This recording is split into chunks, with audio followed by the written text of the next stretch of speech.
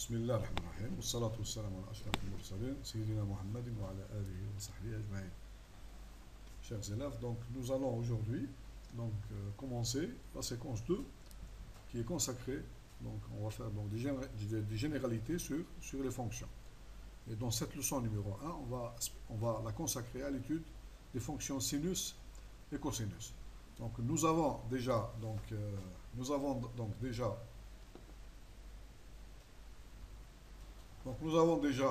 étudié dans le chapitre, dans la séquence 1, donc les suites numériques. Donc les suites numériques. Donc on a étudié toutes les notions qui ont un rapport avec les suites numériques. Donc c'est important, la séquence numéro 1 est importante. La séquence 2, c'est une séquence qui est très importante aussi. Donc dans cette séquence, on va étudier les fonctions de façon générale. C'est-à-dire on va étudier la notion de limite, de continuité, de dérivabilité et donc les propriétés qui s'en suivent. Voilà, donc c'est une séquence qui est très longue. Donc on va mettre beaucoup de leçons sur cette séquence. Donc si vous voulez avoir une base sur l'étude des fonctions, donc cette séquence est très importante, c'est une séquence de base. Ce sont des notions de base. Donc on va faire beaucoup d'exemples, beaucoup d'exercices. On va beaucoup parler sur les notions de fonctions. Donc je vous conseille non seulement de bien suivre cette séquence, mais aussi de faire tous les exercices qu'on proposera, voilà, qui seront proposés dans cette séquence. Bon. Donc on va commencer par définir les fonctions sinus et cosinus. Avant cela,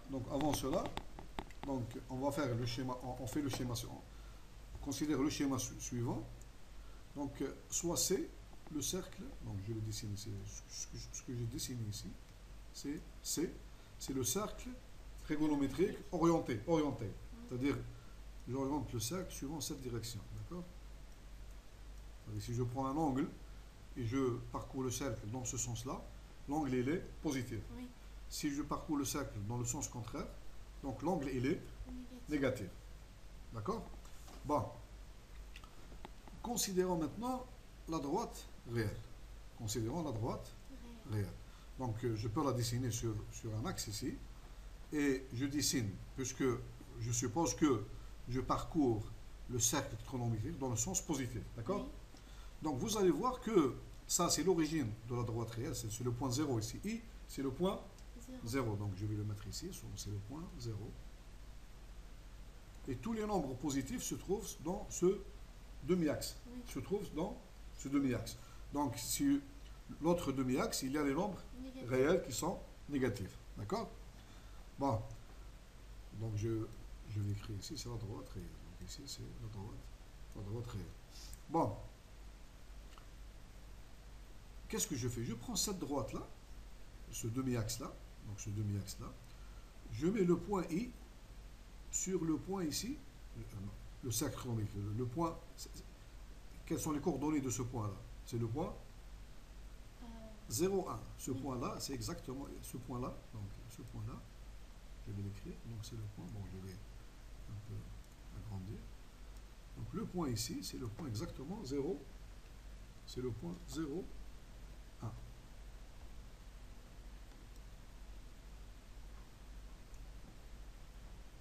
Voilà. Ce point-là,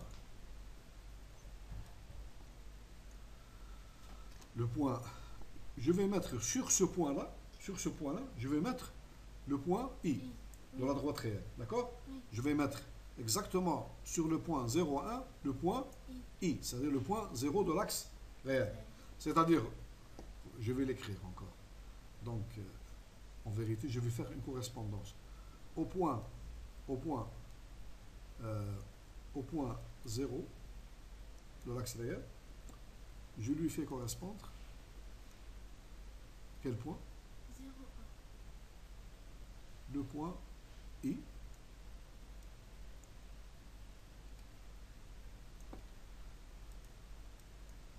Le point ici I. De coordonnées 0, 1. Voilà. Coordonnées 0, 1. Ça veut dire, alors c'est le contraire. Non, c'est 1, 0. C'est 1, 0, c'est pas 0. Donc on s'est trompé, Khadija. Le point, c'est le point. C'est-à-dire x égale 1, y égale 0. Donc ici aussi, on s'est trompé ici, donc il faut changer ça. C'est le point ici. En vérité, c'est le point. On va l'écrire. 1. 1 et 0. On ne se trompe pas. D'accord? Oui. Bon. Maintenant, je prends ma droite et je vais l'enrouler sur le cercle trigonométrique. D'accord? Je vais enrouler, donc l'origine, je mets le point ici, 0, sur le point 1, 0, et j'enroule ma droite sur le cercle trigonométrique, suivant ce sens-là, suivant ce sens positif. D'accord? Voyons un peu à quoi correspond le point 1. Le point 1 se trouve ici. Vous voyez bien, le point ici, c'est le point 1. Bon, commençons par les points remarquables. Par exemple, le point pi sur 2, puisque qu'est-ce que je connais? Je connais que cette longueur-là, en radian, elle est égale à pi sur 2. Cette longueur, voilà, cette longueur-là, parce que, voilà, puisque le rayon ici est égal à 1, exactement. Donc le périmètre du cercle, Ça va être 2 pi r, 2 pi fois 1, donc 2 pi. Tout le périmètre du cercle, d'accord, ce sera 2 pi multiplié par 1, c'est 2 pi, d'accord? Donc, là, ici, donc, je divise par 2, donc ce sera pi, d'accord, en radian, hein. Et le 1 quart, ce sera pi sur 2. Exactement. Pi sur 2, c'est un nombre réel, d'accord? Donc, lorsque j'enroule ma droite sur le cercle trigonométrique, ce point-là, pi sur 2, donc pi sur 2, la valeur pi sur 2, c'est un nombre réel, elle va tomber sur quel point? C'est le contraire. Non, Khadija. Tu as ici 1, tu as ici 1 aussi. C'est un cercle de rayon 1. Oui. Non. C'est cette longueur qui est égale à pi sur 2. Oui. Cette longueur, elle est égale à pi sur 2. Oui. Au point à pi sur 2, quel est le point sur le cercle trigonométrique? C'est ce point-là. Oui. Je parle du point sur le cercle trigonométrique. Donc quel est le point, quelles sont ses coordonnées sur le cercle trigonométrique? 0, 1, c'est le point, voilà, c'est le point 0. Voilà, c'est le point 0. 1. D'accord? Oui. À la valeur pi sur 2. Pi sur 2, c'est pourquoi je l'ai mis ici? Parce que c'est la longueur de cet arc. Oui. C'est la longueur de cet arc. D'accord? Oui. Maintenant, pour le point pi, contraire maintenant pour pi. Contraire pi. C'est quel point du cercle trigonométrique? C'est le point de coordonnée moins 1, voilà, moins 1, 0, très bien, moins 1, 0, etc. Lorsque j'arrive ici, par exemple, j'arrive à ce point-là, c'est combien? Après pi sur 2, c'est pi sur 2, 2 pi sur 2, 3 pi sur 2. Ce point-là, il correspond à 3 pi sur 2. Donc, il lui correspond, le point, c'est quel point ici? 0 moins 1. 0 moins 1. X égale 0, Y égale moins 1, etc. Si je prends maintenant un point X quelconque, je prends un point X quelconque, ça c'est 1, ça c'est 1. Je prends un point X quelconque, un point X de la droite quelconque. Donc, il lui correspond, donc, cette mesure en radian. D'accord? Ça, c'est. J'obtiens ici. Donc. Par exemple, je prends le point 2. Le point 2. Où est-ce qu'il se situe sur le cercle trigonométrique? Le point 2? Oui. Le point 3. Le point 3. C'est juste avant pi. Oui. Ça c'est le point, ici c'est le point. Le point 3, il est là, d'accord? Le point 2, Donc c'est parce qu'on a pi sur 2. C'est entre pi sur 2 et pi. Oui. C'est à peu près quelque chose comme ça. C'est à peu près ici. Mm. D'accord? Le point, c'est ça le point. Ici 2 à peu près, quelque chose comme ça. D'accord? Oui. Plutôt c'est à peu près de pi sur 2 combien? La valeur de pi sur 2, c'est combien? C'est à peu près donc 1,5, 3. 1,51, 52 à peu près. Donc ça devrait être quelque chose comme ça. Donc le point 2, il est là. 1,57, c'est à peu près comme ça. Donc ça c'est pi sur 2, c'est 1,57. Donc 2, donc encore un petit angle ici, et tu vas trouver le point 2. Bon, moralité, c'est que si je prends un point x quelconque, x appartenant à R, c'est ce qui nous intéresse. X appartenant à... Bon, c'est lorsque les x sont positifs. Les x sont positifs. Si les x sont négatifs, je vais enrouler ma droite suivant ce sens-là. Oui. D'accord? Je vais enrouler ma droite suivant ce sens-là. Par exemple, à moins pi, pardon, au point moins pi sur 2, il va lui correspondre ce point-là. Oui. Moins pi, il va lui correspondre ce point-là. Oui. Moins 3 pi sur 2, il va correspondre ce point-là. D'accord? Mais dans ce sens-là, je vais enrouler ma droite, suivant donc ma droite, elle sera enroulée comme ça, suivant ce sens-là. D'accord? Ce seront des nombres négatifs.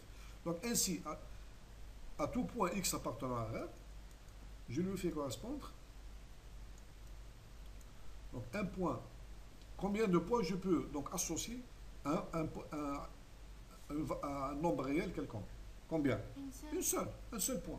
Oui. Donc je peux lui associer un seul point du cercle trigonométrique. Donc il existe, donc là, je lui associe donc un seul point.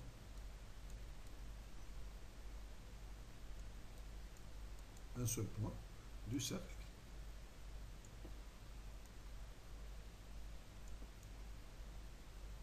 C. Moi, j'ai écrit là. Oui. D'accord? Et ce point-là, donc l'image de x dans le cercle, je l'appelle par exemple m de x. M.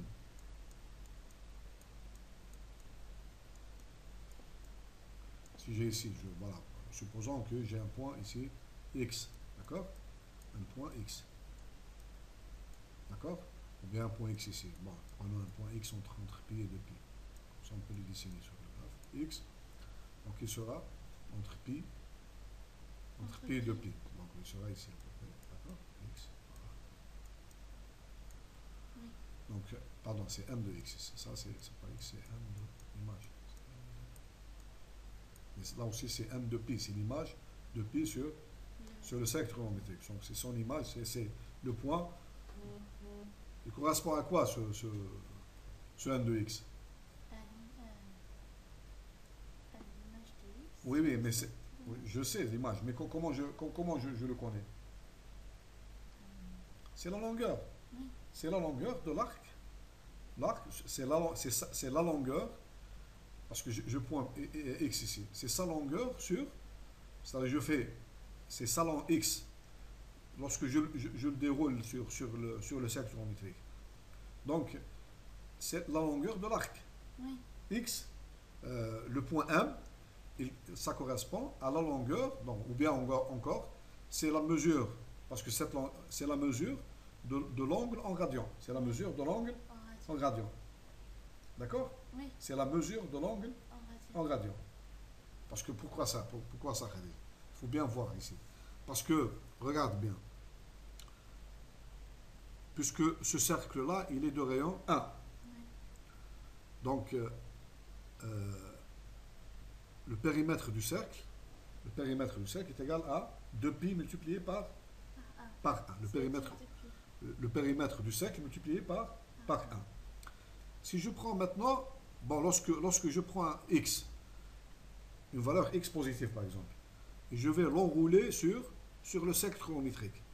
Donc, si x est compris entre 0 et 2pi, d'accord? Donc, je vais trouver un point un point, puisque je l'enroule, c'est la mesure de l'arc, c'est la mesure c'est la longueur de la corde ici. Oui. D'accord? Je vais trouver un point qui appartient à ce cercle. Oui. Si x est compris entre 0 et 2π. D'accord? Je vais trouver un point qui appartient à ce cercle. Supposons que x, par exemple, je vais mettre x ici. Voilà. D'accord?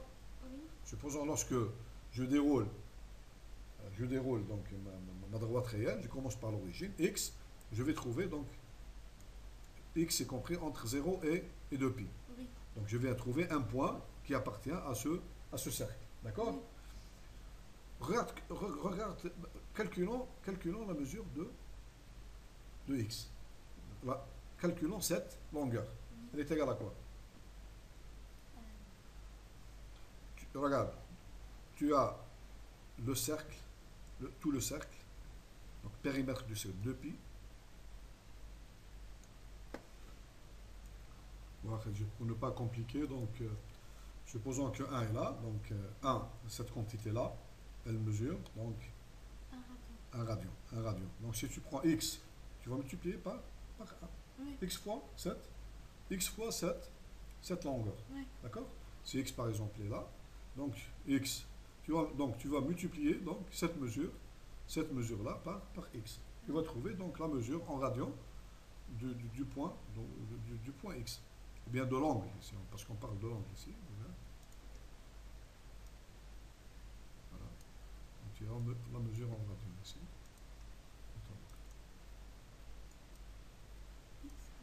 X radian. Donc cet angle-là, donc il est donc la mesure en radian de l'angle, donc c'est x, ceci c'est x en x, c'est x radian.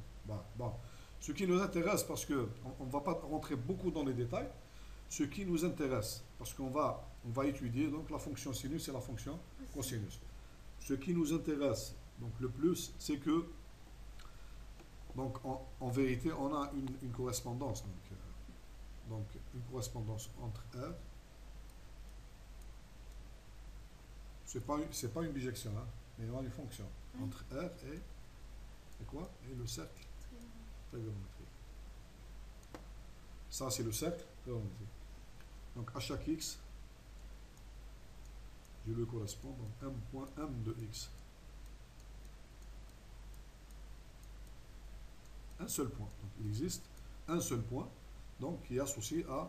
Je ne peux pas avoir un nombre réel, je lui associe deux images dans le cercle trigonométrique. C'est ça, c'est tout ça. Donc il ne faut pas rentrer dans les détails. Donc ici, c'est qu'à chaque point x, de la droite réelle, je lui associe un seul point dans le cercle trigonométrique. Voilà, Oui. c'est tout. Comment on associe ce point 1, on l'a expliqué. Donc on l'a expliqué comment on fait. D'accord? En enroulant la droite réelle, lorsque les points sont positifs, lorsque la variable x est positive, j'enroule donc suivant ce sens-là, le sens positif.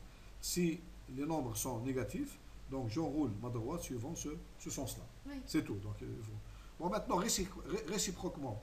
Donc, regarde, si je prends maintenant un point, je considère le cercle trigonométrique, et je prends un point M qui appartient donc à mon cercle trigonométrique. Regarde bien. Je vais dessiner rapidement donc, le cercle trigonométrique ici. Donc, voilà, à peu près. Allez, rapidement. Voilà. Je prends un point M quelconque.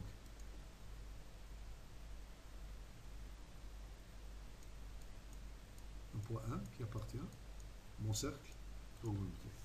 Bon, combien de points, combien de nombres réels sont associés, les antécédents de M par cette application. Donc maintenant, je pars du cercle trigonométrique. Combien de nombres réels sont les images, combien existe-t-il d'antécédents sur R du nombre M? Combien, Khadija? Une infinité. Puisqu'en fait, la droite réelle, elle s'arrête pas à 2 Voilà, par exemple, ce point-là, il lui correspond par exemple x. X. Oui. Le premier, c'est X. Lorsque je fais un tour, X plus 2pi aussi, donc X, supposons que X, il a comme image M. D'accord? Mais X plus 2pi aussi, C'est un antécédent. bien, X On plus, peut lui faire correspondre aussi. bien sûr, il a aussi comme image le même point. Oui. Le même point. Parce que, regarde bien, lorsque j'enroule ma droite, regarde la droite, je prends le X, il est là. Il est là, par exemple. Il est là. D'accord? Et lorsque je lui ajoute 2pi, Je vais encore faire un donc je vais faire un cercle, un tour tout entier. Donc je vais revenir sur le même point, M. Oui. Je lui ajoute encore 2pi. Je vais faire encore 2 tours encore. Je lui ajoute encore 2pi. Donc en vérité, donc, tous les points X plus K fois 2pi, K fois 2pi, donc, ils ont la même image, grand M. Oui. D'accord? Ils ont la même image, grand Grand M. M. Très bien, d'accord? Mais une seule image. Oui. Ces points, ils sont différents. Oui. Euh, Et euh, ils ont qu'une il ne seule faut, image. il ne faut pas confondre. Mais une image, X, on va X plus 2P, X plus 3P plus 4P, ce sont des nombres, des nombres qui sont différents. Mais chacun, ils ont la même image. Oui. C'est pas grave. Donc pour les fonctions, c'est pas grave. C'est que pour les fonctions, tu peux pas avoir la même variable à la deux images. Ça c'est interdit. Donc on va l'écrire en gros. Ça c'est interdit. Oui. D'accord? Mais tu peux avoir, par contre, on peut avoir, Un antécédent, Non. une image à on plusieurs peut avoir plusieurs variables qui ont la même image. la même image. C'est pas grave. Donc, j'ai ici x plus 2pi, etc., x plus 2 fois kpi. Ils ont la même image 1. Ça, c'est permis, c'est une fonction, c'est permis, d'accord? Oui. Bon, lorsqu'on on a fait tout cela, donc on peut maintenant définir la fonction sinus et la fonction cosinus. Voilà. Bon, on sait déjà, dans le cours de trigonométrie, on sait définir c'est quoi le cosinus d'un angle. Le cosinus, Ah, supposons que ça c'est un angle θ. θ.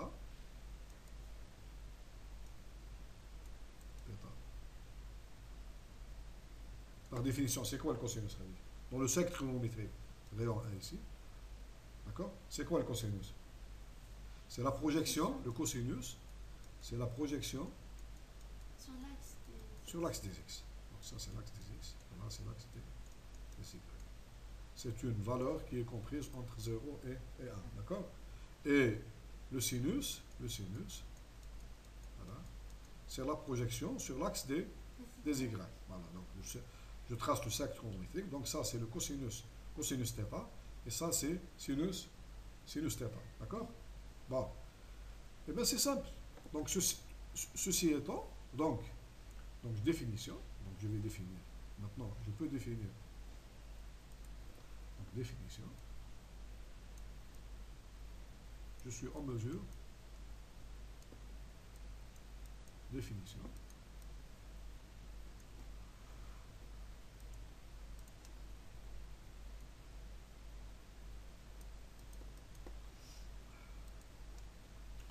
donc considérons soit x, voilà, soit x,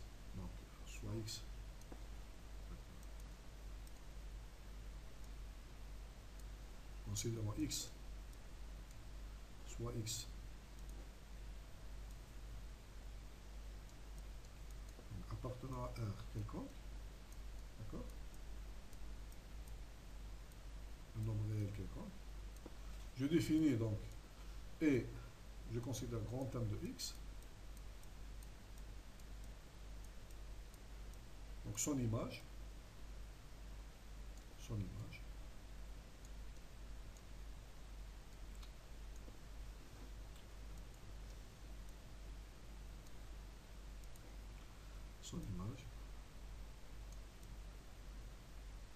sur le cercle trigonométrique C. Donc son image sur le cercle trigonométrique C. Bon.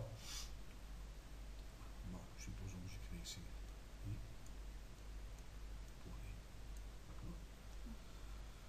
Donc, je vais définir cosinus x. Par définition, c'est quoi? Cosinus x. Je parle du cosinus d'un nombre réel ici. Oui. X, il est quelconque. D'accord? Par définition, c'est quoi? C'est cosinus. Je sais c'est quoi le cosinus d'un angle dans le cercle trigonométrique. Donc, c'est le cosinus de l'angle. Donc, ici, OI. Donc, ici, c'est quoi? OI. C'est l'angle OI. D'accord? OM. C'est le vecteur ici. OI. OM. Comment?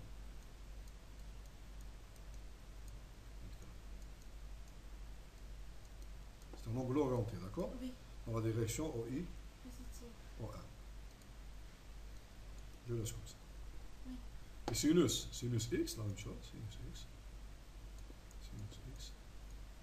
c'est la même chose. C'est, voilà. Non, c'est la même chose.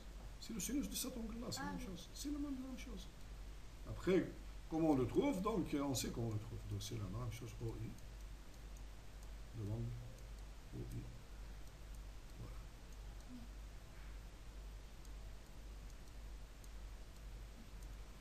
Donc, lorsqu'on veut calculer donc, la valeur maintenant de cosinus, on fait la projection. Bien sûr, non, tu dessines ton point M. Tu dessines ton point M. Lorsque tu dessines ton point M, tu as un angle. Tu as un angle dans le cercle trigonométrique. Oui. Donc le cosinus de x, c'est le cosinus de cet angle. Oui. Mon point M, il est là. C'est très simple. Mon point M, il est là. Voilà. M, il est là. Donc j'ai l'angle OI, OM. Bon, voilà, le point M, il est là. Je prends un nombre réel qui lui correspond, le point M, sur le cercle trigonométrique. Donc, c'est simple. L'angle OI, OM, c'est cet angle-là. Oui. D'accord? Le cosinus M, c'est la projection, c'est la même chose. Donc, je prends cet angle-là. Projection. Regarde. Projection. Voilà, attends. Projection sur l'axe des x et projection sur l'axe des y. Ça, c'est le cosinus, ça, c'est le sinus. C'est tout. Oui. Bon, après cette définition, on obtiendra des propriétés. Oui. Par exemple, sinus x cosinus x plus k fois 2pi est égal à cosinus x. Pourquoi? Parce que tu prends x plus k fois 2pi, tu vas avoir le même point M. Donc tu vas calculer le même cosinus. D'après cette définition, on obtient donc nécessairement, d'après notre propriété, on peut faire. Donc d'après cette définition, notre propriété, donc, directement, on peut avoir les propriétés suivantes. Donc, on peut avoir quelques propriétés donc évidentes. D'accord? On a cosinus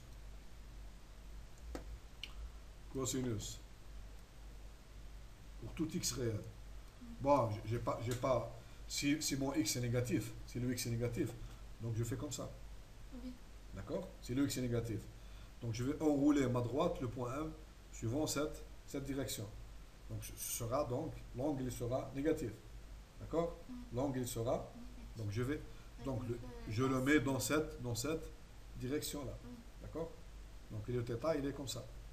Donc le cosinus, donc il sera dans cette direction. D'accord? Oui. Donc si x est positif, je vais enrouler ma droite suivant cette direction. Si x est négatif, je vais enrouler ma droite suivant cette direction-là. D'accord? Voilà. Donc cosinus x, on a cosinus x plus k fois 2pi, est égal à cosinus x. Pourquoi ça? Par construction. Parce que pour x, supposons que l'image de x, c'est-à-dire le représentant on a dit que chaque variable réelle a un seul Chaque variable a un seul représentant dans le cercle trigonométrique. D'accord. Chaque variable. Donc, si je fixe x, il a un représentant. Oui.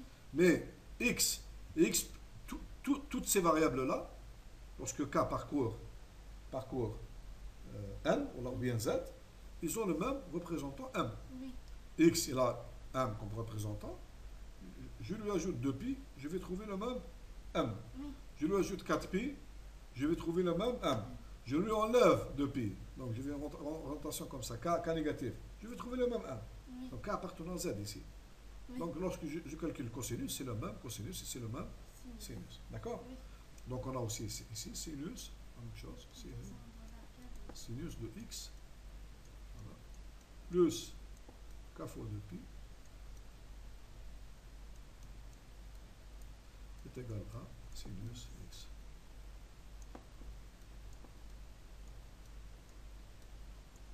D'accord?